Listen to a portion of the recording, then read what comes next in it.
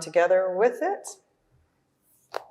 And lift, good. Everything's staying well executed. Okay. I'm Jim Czek. I'm here with Liz Sage at Team Fitness, and we're going to work on core. The core. The core. The core. The most important thing, right? The most important part of the body. And not putting donuts into it. One of the most important parts of the body. There you go. And not putting, well, you can have an occasional donut. It just can't be a regular thing. You should have to work for the donut first, though. Yes. Right? Just like it's like 3 hours on a treadmill having the donut. Absolutely. I eat a lot of donuts. No, you don't. All right. So the core, and when people think about the core, unfortunately, there's a mindset of it's the abs. Yeah. And in fact, the core is three-dimensional. So we have, yes, the anterior plane, the front, we have the posterior chain, and we also have the side oblique muscles as well that we also want to be thinking about. There's a deep muscle. The deepest muscle of the core is the transverse abdominis. And it's, if you can imagine a corset, all right? Yep. You slip into this tight corset and it comes all the way up in underneath the rib cage.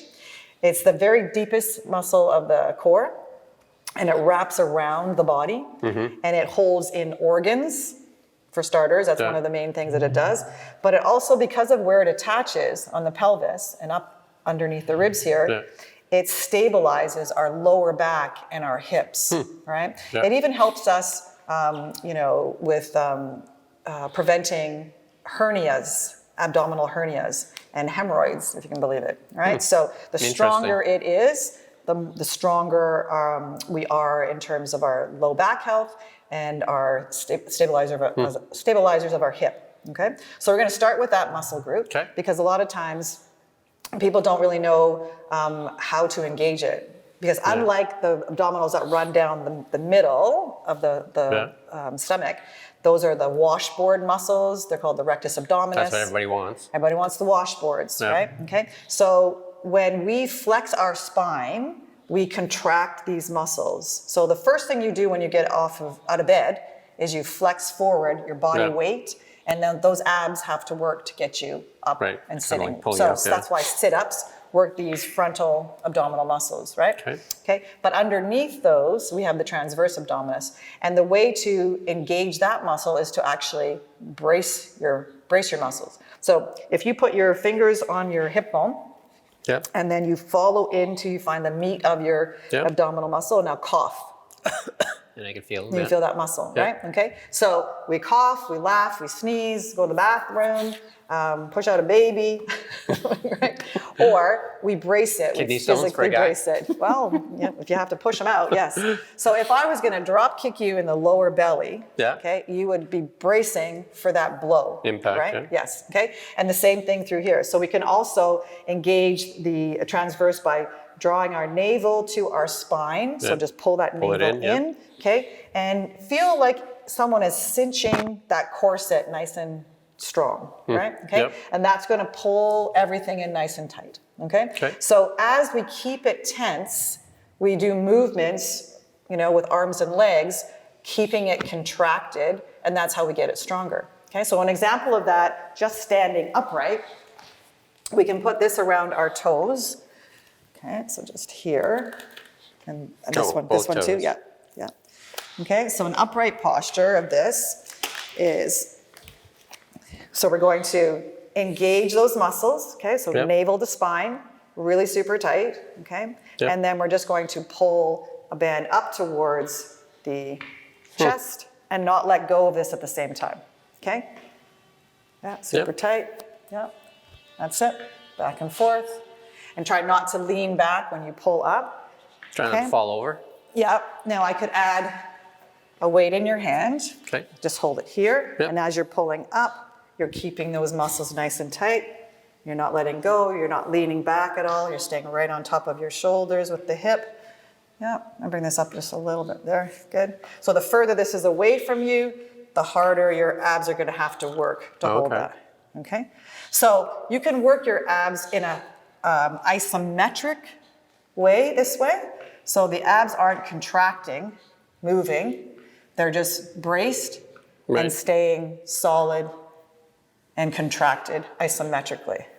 Okay, whereas when we do a sit-up, That muscle is moving and contracting, right? So it's a very different way to work it. But when we move around in space in the real world, we want that muscle to be strong because when we push things, pull things, pick things up, bend over, stand up, that muscle can be really, really helpful for us. And particularly for wellness, like for back care, right? Which we're all subject to because we, are tend to be a lot weaker, okay? So that's working, the circumference, is three-dimensional on that muscle group there. So on your back here, lay down, and we'll talk about how we can work it when we're on our backs, okay? So we're gonna bend the knees.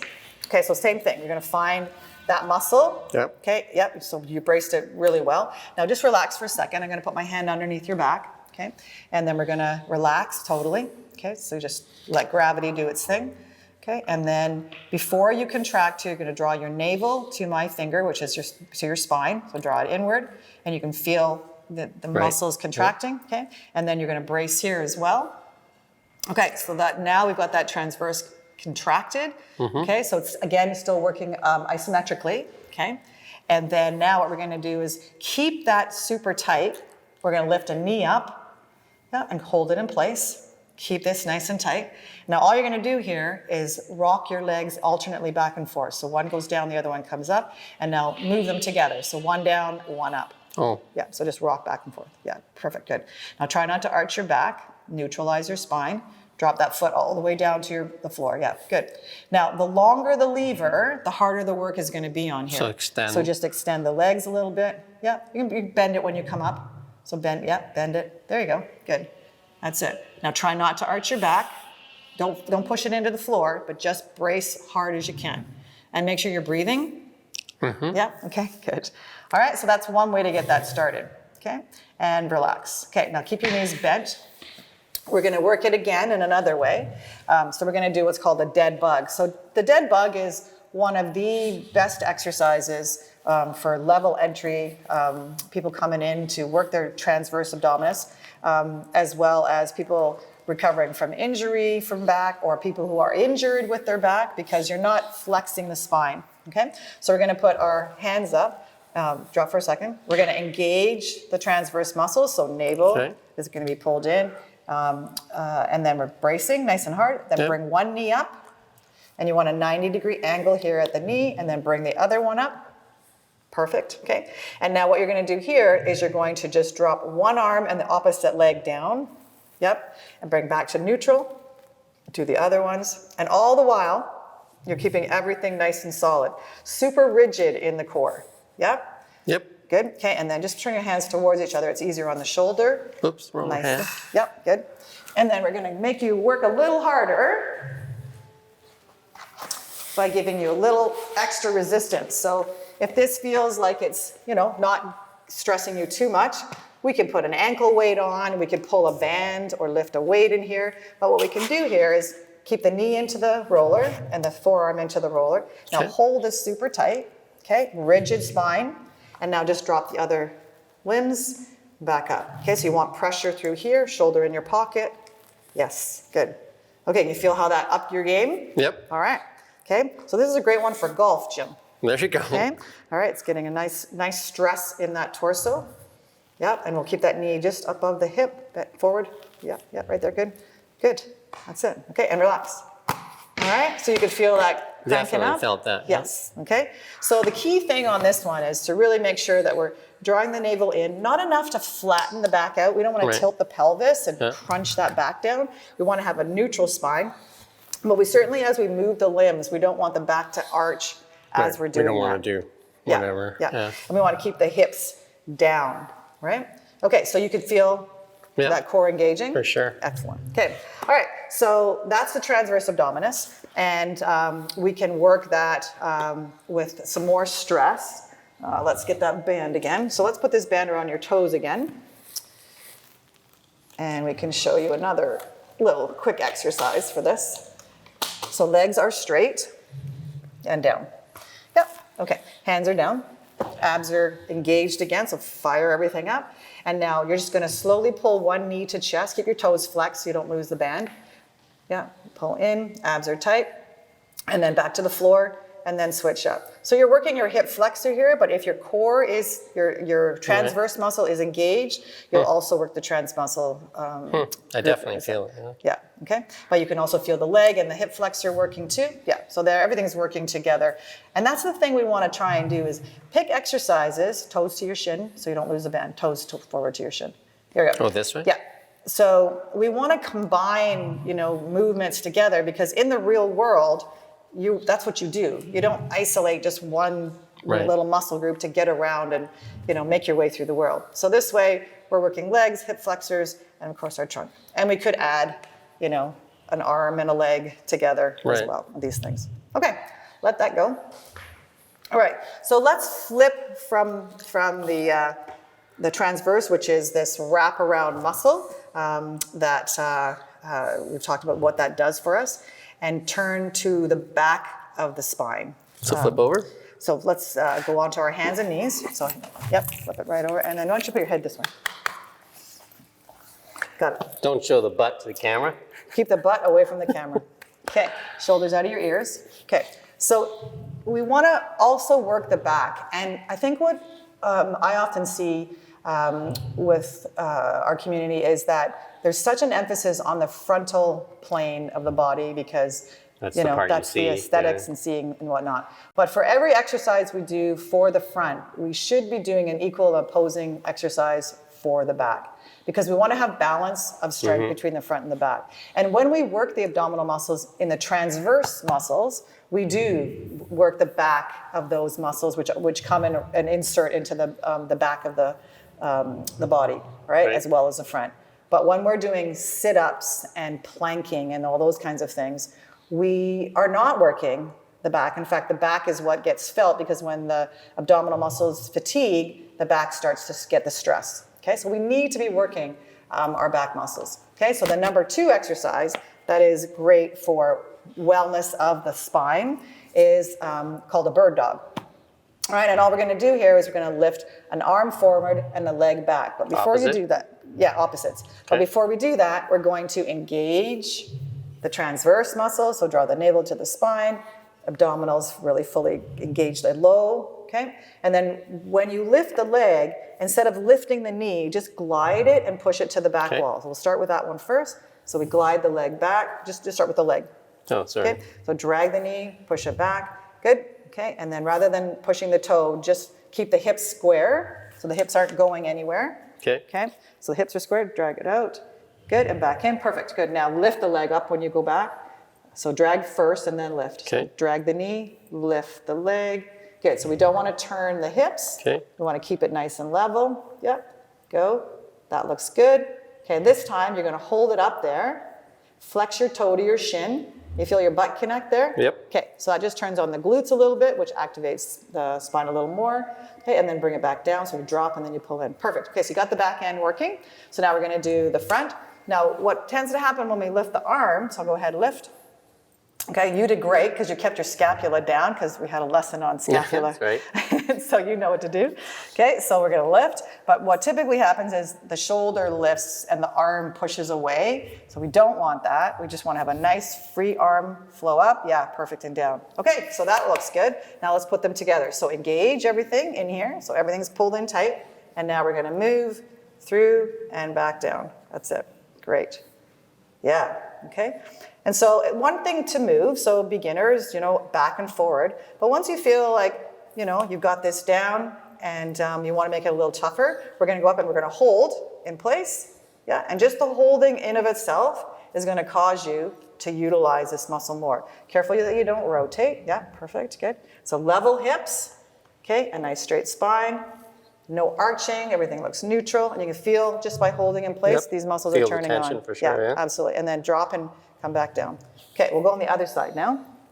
So drag the knee first, yeah, and we do that so that the hip doesn't lift up, and go to the back wall, excellent, yeah, and flex the toe up there, yeah, and bring it in, and you put the arm together with it, and lift, good, everything's staying well executed. Okay, and so now let's add some resistance. So you were going to put this around your hand, okay, and then we're going to take this one back and we're going to loop it into your foot. So now we're just going to resist and pull a little bit tension against the trunk as we lift up. Yeah, we're going to keep the thumb up as you lift. Extend. Yeah, still try to keep your hips level. Yes, good. Okay. All right, so we're getting, and then just try not to move, so stay still as you can. So push. There we go. All right, and you can feel a little bit more resistance against the trunk. Awesome. Okay, and relax. Good. Awesome. Okay, so that's one exercise for the back. Okay, so now let's go to the front again, and we'll do an isometric exercise. We're actually going to stay on your knees. Okay. We're going to do a plank. Okay, so go down and do the plank that you know. Yeah, okay. So the first thing that I encourage people to do is to not put a triangle together with their hands. So you've got some space here, which is great. Right. You're going to flip that over and flip the other one over. And then you're going to squeeze your shoulder blades together. And then you're going to engage your trunk. Okay? And now gravity is pulling down to the floor. Okay? And so you're working against gravity just by being here. And that's why those abs are fired up. Okay? And the abs that are fired up, if we engage them, were the transverse muscles. Okay? And then second to that, your rectus abdominis, the washboard muscles, are the ones that are engaged isometrically. So they're not concentrically contracting, they're not moving, but they're sure working really darn hard against her. And that's why we do the plank, because again, it's a more realistic engagement of the abs walking around and doing life. Okay? Whereas sit-ups serve a purpose for sure, but we're not working against gravity in a stand-up position when we're working against when we're doing our everyday life. One of the things where we do, if we pushed a trunk lid down, that would be using our abs in an upright position, but typically our abs have to be working against resistance to work the rectus abdominis, like when we get out of bed in the morning, right?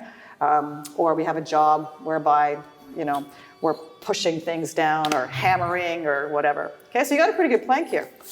Nice job. So if you were not able to hold that plank yourself, then you would just drop the knees. So let's go, let's do that. So for somebody who's level entry, we want to make sure the thumbs are turned out. And the reason why we do that is because we want the shoulder blades to be pulled back and down. We don't want to do a plank all hunched up here. Okay, so when hands are close like this, it tends to pull the shoulders forward. So I just like to rotate those out with the thumbs out, and that helps open up the chest and then keep this pulled down.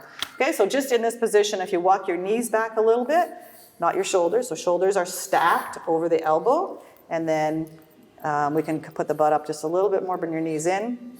Good. So somebody who's not ready to do a full plank can just go to a bent knee position, and we can still use those abs in the same way. That feels okay? Yep. Yeah, all right. So another version of the plank. Okay, so isometric front again. Okay, so now let's go to the side, because we do have a three-dimensional body. And so this is one of the big three. So we have the dead bug, which is number one of the big three. Number two is the bird dog, two of the big three. And number three of the big three is a side plank. Okay, and that is something that's often neglected, you know, with a lot of people who are working out. So let's get on the mat, face me. Okay, we're gonna have your knees bent and your feet stacked on top of each other. Now the tricky part with a side plank is often people don't have the shoulder strength, or they have an injury in their shoulder or the rotator cuff where they really find it hard to do a side plank. So often that's why it's neglected. But if you're stacked in the right position, okay, and you keep your shoulders from climbing up to your ears, and you keep your weight in your trunk as you're lifting, then you can really get a good plank, all right? So we're gonna start with the bent knee. We're gonna have our hips in line with our elbow. You're gonna draw your navel into your spine and engage those transverse muscles lower here, the bracing, okay? And then you're going to lift up onto your knees and then drive your hips forward so that you're in a nice straight line now from the elbow and the hip and the knee, okay? And then the shoulders are down and back, and then we're just holding in place. Now you can take that leg long, okay? And try not to arch, so just go to the point with the hips forward that you're not super extending that back, okay? So you can feel the weight of gravity pulling you down, and this muscle here. Feel it for sure. Yeah. And the other one that you could feel is maybe a little bit in the back, It's kind of of lower down here, but yeah. So more, oh yeah, down there. But Yeah. on this side, Yep. okay. And that muscle there is the snow shoveling muscle or the raking muscle. It's your QL, quadratus lumborum, and that muscle there also is activated in this exercise as well. Okay, and relax. Okay, and the advanced version of that would we would stack our legs up in this position here. I mean, there's all kinds of really advanced things which we don't need to cover, but that would be another way to level up that exercise as well. Remembering that we have both sides to do. Right? Yep. So that's critical. Okay, so again, we want to work into our program things that are impacting the front, the side, and the back. Now, in the exercises that you're doing for strength, you can actually impact those oblique muscles as well by doing anti-rotational exercises or single-sided movements. Okay, so for example, if we were on our back and we were doing our a bench press, okay, we could have only one arm in place, and then as we drop the weight, we drop a foot, and so this weight is trying to pull me over. Let's try so one. you have to fight with the... Yeah, so why don't you try that? This weight isn't very heavy, but we'll get the idea of it. Okay, so. This side, or it doesn't matter? Yeah, so bend both knees to start with. Yeah, okay, and we'll bring this one up, and we'll bring this knee up. Okay, so this is going to stay stationary. Okay. We're only going to move this one hand. Okay. So we're going to drop the foot and drop the elbow at the same time. So as you're pushing up, you can feel the other side fighting the rotation of what? Right. Pulling me over this way. So the hips have to stay level, and so it's wanting to pull you and turn you this way, and you're fighting to turn yourself level again. All right, so single-sided movements with you bracing, right? Yep. And keeping yourself level in the hips is actually going to work that core. So fully extend every time you go to the top. It also makes straight. Yep, good. It also makes you work a lot harder with the weight you're holding in this hand too. All right, because you're not off balancing the weight. So a single-sided exercise, the brain has to think about the core being engaged and the foot moving, and the joint of the shoulder at the same time. So the firing that normally goes to just two landed, solid bench presses now has to be divided among many things. So that's why the weight can feel heavier doing one side at a time for the same weight as if you did two. All right. Okay, so that's another way for us to involve the oblique muscles. So we're working three-dimensionally in and amongst the workout that you're actually doing. Okay, so let's go back to the back now again. And we're going to use this little tool, the Bosu. Let's get up in here. So the Bosu, just it being rounded, allows us to get off of the floor. So I often see people trying to work their back. Why don't you lay on your back? Okay. On your front. Lay on your front, okay? So I often see people doing back extensions from the floor, okay? So what you're gonna do here is put your hat backwards and put your arms down by your side, and then forehead down, and then you're just gonna lift your shoulders off the ground. Your shoulders and your torso. Oh. Yeah, good, head down. Yeah, so we're lifting from the floor and we're coming up. So does this work the back? Yes, okay. But you're going from, you can relax, you're going from neutral to hyperextension. So lift, yeah. And this position here, we don't do very often in the real world, right? It's fairly stressful on the back, particularly people who have back discomfort. You can relax, okay, and you can sit up. So what we want to do is we want to go from a flexed position to neutral position as opposed to from neutral to hyperextension, okay? And it's not like a little bit of hyperextension isn't helpful, because we got to look up. We do extend our back, and those things are important to still encompass. But what's more important is to actually get ourselves stronger from here to here, because that's what we do in the real world. We're constantly here to here and picking things up, okay? So we can use the Bosu. So why don't you come on here and do the exact same position that you had. Turn to the other way. Which way? Head this way. Go all the way around. This way? Yeah, and then put yourself over it. Good, so just lay on your stomach, like you did. Oh, right. Yeah, good. Okay, so you're gonna wanna come all the way up on here. Yep, a little more, good. Now what you wanna find is you wanna keep your knees and shins down, and you can put your palms in front, like so, okay? And so you're gonna just put your hat on backwards again, so get rid of that brim. So you're gonna let yourself come down, shoulders back and down. Yep, just fall, so you're gonna flex a little bit, okay? And then all you're gonna do here now is you're gonna do a Superman. So just like you're flying through space, lift your head and shoulders. Yeah, so back up just a tiny bit so you get a balance on here. Just find the balance. I think you're too far back, go forward. So this is trial and error, go back a little. Yeah, you got it, you nailed it. Good, okay. And so just by lifting up to neutral, you can feel those activate. Yeah, so the back muscles fired right up, okay, and relax down, okay? And now you're gonna keep your elbows bent this time and do a free fall from an airplane. Just go out to the side, elbows up. Yep, shoulders in your pockets. Yep, yeah, and then back down. Yep, okay? So just that motion alone, you take this to flexion, so you wanna flex down, and then just come up to neutral, shoulders in your pockets, and then right back down again. So you can do repetitive movements, up and down. Perfect. Good. So another really good exercise. Now, the thing is what if I don't have anything I don't have a ball at home, you know, or can't do that.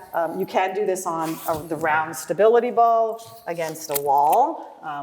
There's those machines. There's one at the other. Yeah, the thing about the machines at the gym, often they're not used the right way, and people go into that hyperextension. I was just gonna say, I find that I hyperextend on that for sure. And you use your hamstrings a lot too. Definitely feel it in the hamstrings. Exactly. Right? So what we can also work the back from the opposite end. So we could take something like this, level it up, and so we have extension of the back that works the back, but we also have extension of the hips that work the back too. So we can be here, and then we lift to here, and now this is gonna work my lower back when I hold up in this position as well, okay? So rather than just this end, we can manipulate the lower end too.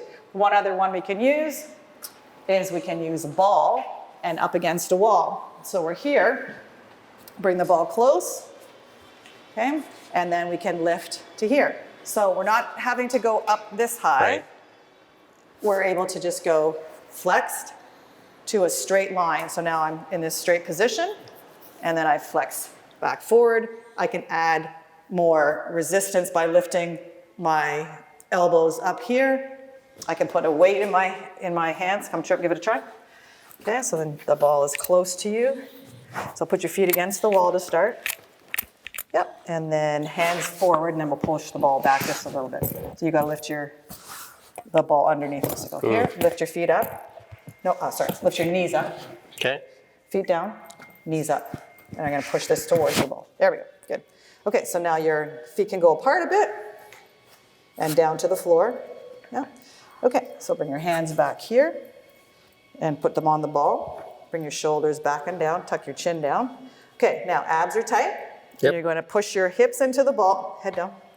You're gonna push your hips into the ball, and then as if I've got a poker through your navel, and you're gonna push yourself up to a straight leg, to a straight back. Up, up, up.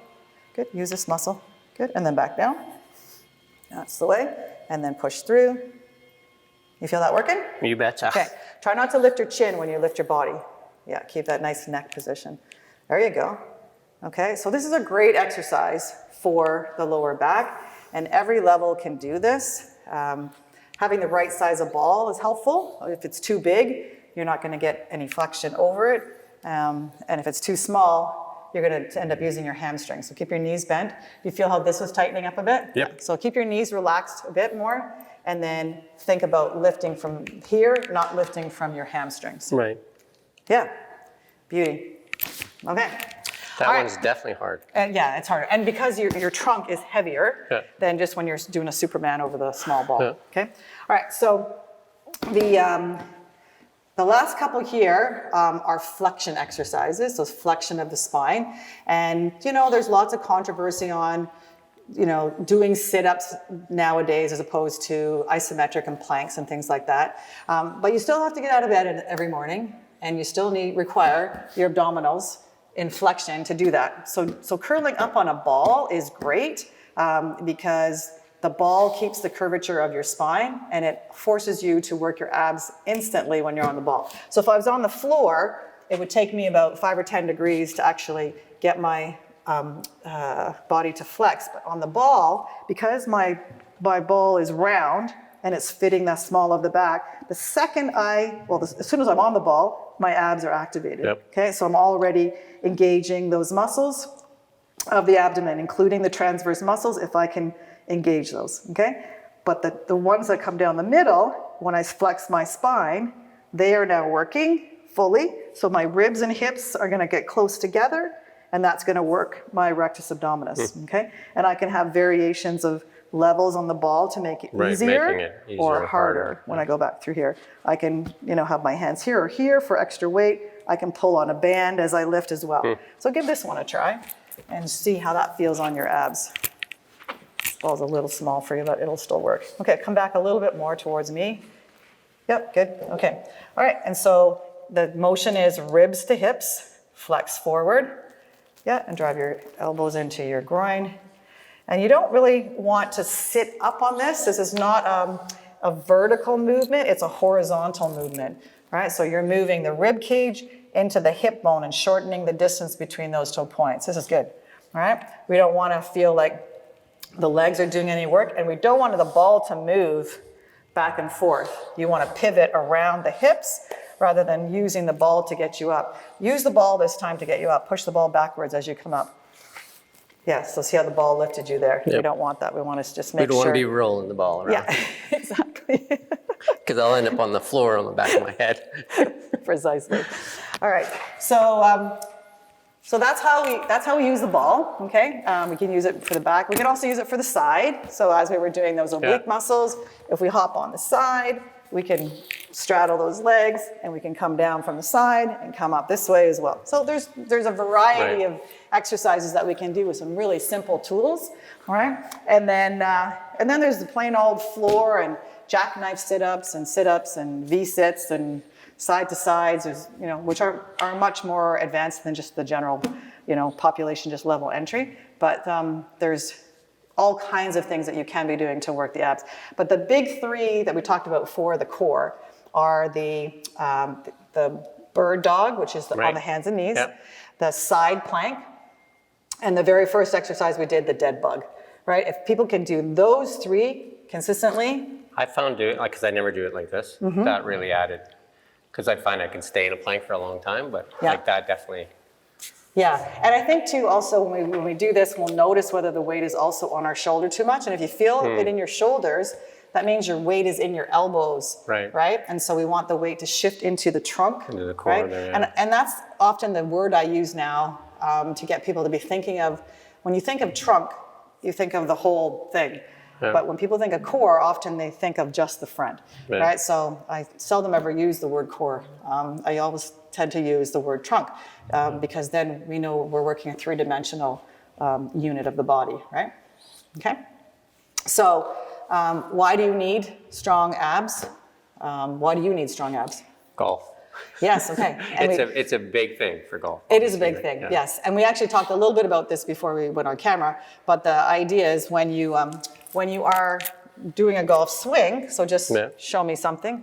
Show me a so swing. if you're swinging, then you're turning the chest, right? Yep. And the arm should stay fairly free. Right. Exactly.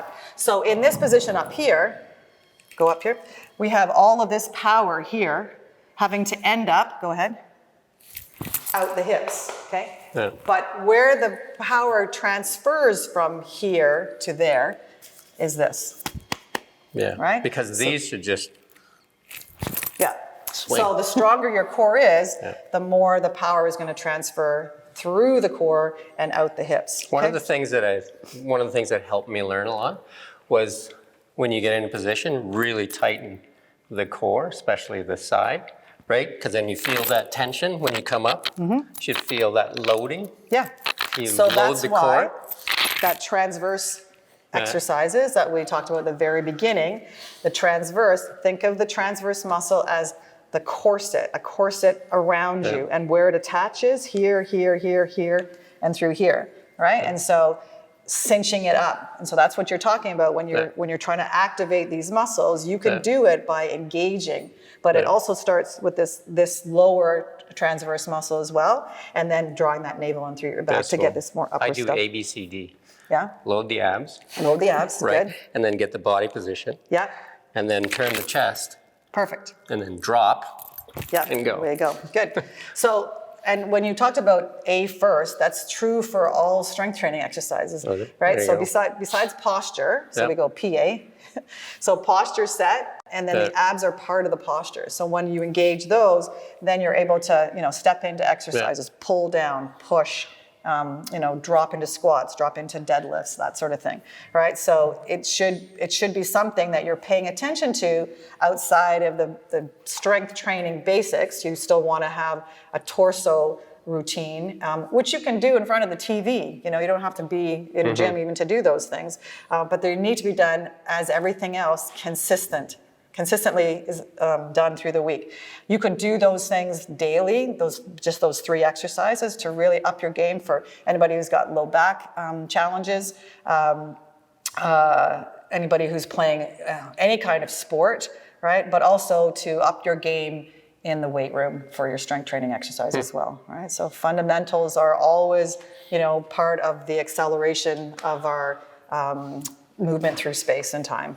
Yeah. And I would say that golf got different for me once I learned that it was in the core. Yeah, perfect. Because I was thinking it was in the hands, right? Guide the club with the hands, right? Throw your hands at it, right? Yep. Do you know what I mean? Absolutely. And then it's just, this is a lot of movement, it is different movement, right? So obviously contact gets different, and there's no power, right? Because the power comes through here. Exactly right. Do you ever have that little doll, like the monkey doll? Yeah. And you flip the arms, and then look at the speed of the arms when you just do that, right? With the core, as opposed to trying to flip the arms, right? Exactly. And then the arms just follow. It goes fast, yes. Really fast, right? Okay, so your abs need to be strong for golf. Yeah. Getting up in the morning too. Yeah, getting out of bed is a good one. So back health, obviously, is another reason why we want to work on core exercises. But just generally feeling stronger through your day, picking up things and pushing things, carrying groceries, walking upstairs, not slumped over, holding good posture. All of that stems from this area. For sure. 5 years ago, 50 pounds heavier. Yeah. Back issues 4, 5, 6 times a year, right? And then it would twinge, and then you're basically out of commission for 2 weeks, right? Till it releases. Yeah. Right? Yeah. You just get that nerve jolt. But again, with more mobility and more hip turn, again with golf, my hip rotation is just amazing compared to what it used to be. Yeah.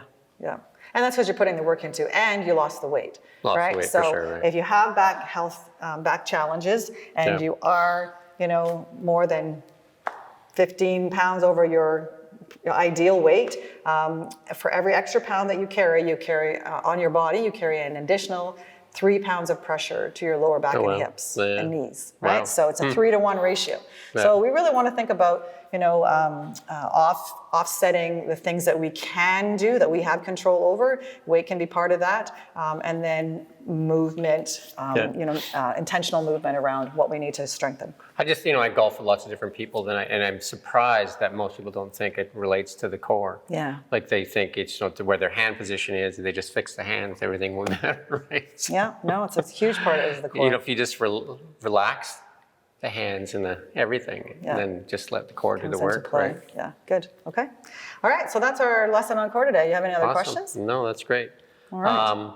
Thank you again. Yeah, my pleasure. And if you want to get better at golf, come see Liz, because you'll need a good core for sure. It's interesting, when Tiger Woods was making his big debut on the scene, whatever that was 20 years ago, that really upped my business because I had a lot of gentlemen coming in to strength train, and I actually went to the golf course and took up the game of golf casually.